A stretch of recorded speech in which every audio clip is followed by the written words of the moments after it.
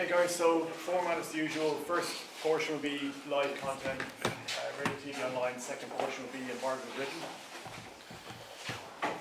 Congrats, James.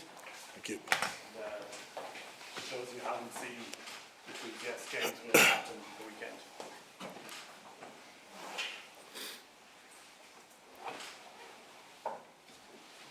James, when Andy comes and asks you to captain the team, what does it mean to you to captain Ireland? It's obviously a huge honour, yeah, it's very cool. Opportunity. Very proud moment for me and my family to captain my country this week, so probably still hasn't sunk in, but you know, I'm really excited for the weekend. When Johnny is out, how important is it for you and the other senior guys to his big shoes to fill on the leadership front? So is that something you're all conscious of? Yeah, big time. Well, I think we've got a good group there, a good core group of in terms of leadership group that have been there for the last couple of years that work well together.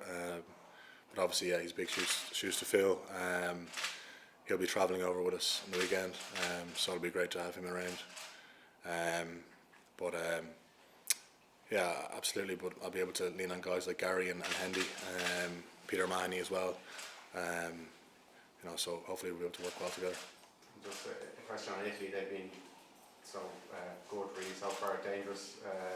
What are you expecting from them this weekend? They're at home, so I think they'll play with plenty of emotion. I think they're obviously very much improved team, particularly their attack probably. They seem to be playing with like a lot of ambition. You saw them even against England playing, you know, deep inside their own 22 metre. So they want to play. They've got some, you know, genuinely world-class players there. Obviously Capuzzo sticks out.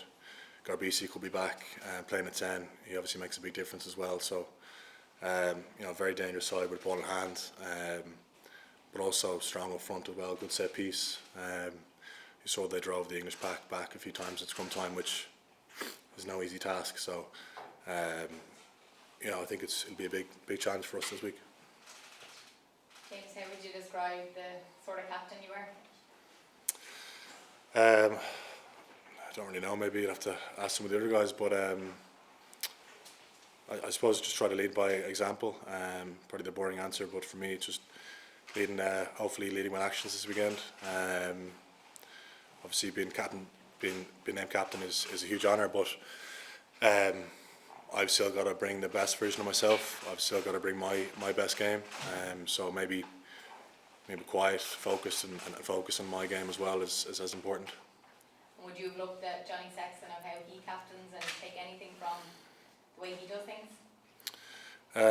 Yeah, but probably the leading by actions thing is the big one. You know, the way he sets standards, obviously in games, but also every day. How competitive he is. You know, on the training pitch, and the difference he makes. You know, when he's training versus when he's not. So. Yeah, probably just looking at his competitive instinct and the way he leads with his actions would be the main thing. Anytime we talk to any of the players, they talk about, I suppose, the growth in the team and the strength and depth in the squad. And when you lose someone like Johnny Sexton through the years, it's always a massive blow. But do you feel that now you're able to, I suppose, handle it a bit more as a team? Do you feel, I don't know, more ready or stronger as a whole? Yeah, well, I think that's one of the things that Faz has been brilliant at is building the mentality that it's not, you know, 15 or 23. It's all about the group. So I think the squad depth is one thing that's really come on the last couple of years. And obviously, you know, maybe Ty Furlong is one example of a big player for us that's injured, but how well Finley's gone, Philly Beelam's gone, and he's just an example. So I think if there's an injury or if somebody pulls out late, you know, this kind of no excuse mentality that's been built in the group. Everybody's got to be ready to play and to fill that void. Yeah, I think that's kind of just the mentality of the team at the moment. James, what did you learn specifically the other week when David Irwin came in and spoke to the team on the Monday night prior to the France game? Probably a little bit around just, you know, the sacrifices that you know, people like him made, you know, during the troubles, during those eras of kind of sectarian violence in the 70s and 80s, and the sacrifices that men like him made to put on the green jersey. So it was pretty special hearing it from him and how much it meant to him. So it was a great opportunity for us to listen as a group. Did you know much about David's past, or was that new to you at the time? No, I knew a little bit about it just because I'd read about it, but it was still fascinating to hear him talk about it. James, just what does it do for your confidence when you do get asked to captain this side? Yeah, it fills you with a bit of confidence, right? Yeah. But as I said, there's still an onus on me to bring my best game this weekend. But yeah, a huge honour. So obviously, a bit of a confidence boost off the back of it as well. What do you feel you can take from your previous stints as captain?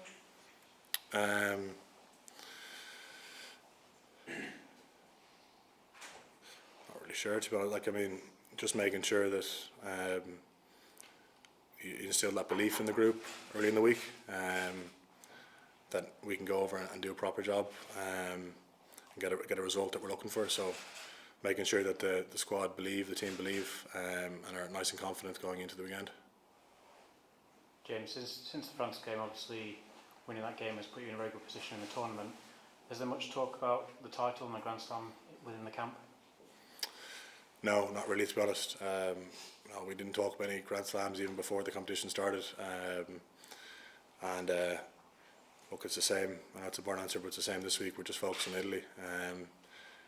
We've had 2 weeks now since the French game to perform, to get right for this game. So the expectation for us is that this has to be our best performance so far. We're round 3 now, and as I said, with 2 weeks since the French game, we've had a lot of time to prepare together. So for us, it's just getting the performance right for us this weekend. James, how much will you lean on Johnny this week? You mentioned he's travelling with the team. Will you be kind of having a quiet word with him here and there, getting advice on things? Yeah, I will. I already spoke to him earlier in the week, and got his voice on a couple of things. But yeah, it's great that he's travelling and to have him over there. I'm sure we'll catch up before the game. Did you learn anything from your previous experience in captain in Ireland? You seem to keep mentioning that it's important to play your own game, right? Was it kind of something that kind of took over you a little bit, that experience in captain in Ireland, and caused your focus a little bit on your own game? I don't think so, because the first time I captained Ireland against England, the first thing that Faz told me was to focus on myself, not to let this be a weight on my shoulders, to delegate if I needed, but to very much focus on my own game. So I don't know if it's that, but I think I haven't done it in a while now, so for me it's just reinforcing that understanding this week that just like everybody else, I've got to get my stuff right.